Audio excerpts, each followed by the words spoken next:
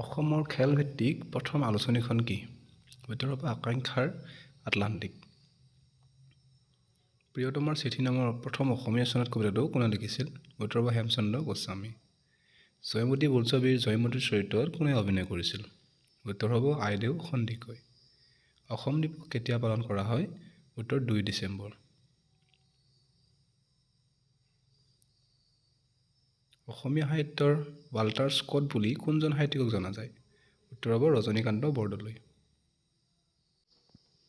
বৰগীতবোৰ কি ভাষাত ৰচিত? ব্ৰজাৱলী ভাষাত। ভক্তিৰত্নাৱলী কোনে লিখিছিল? উত্তৰ হ'ব মাধৱদেৱ। হাজাৰী ঘোষা বুলি কোনখন গ্ৰন্থক কোৱা হয়? উত্তৰ নামঘোষা। লাই হাৰাওবা উৎসৱ উত্তৰ পূব ভাৰতৰ কোন ৰাজ্যত পালন কৰা হয়? উত্তৰ মণিপুৰত। উত্তৰ পূব ভাৰতৰ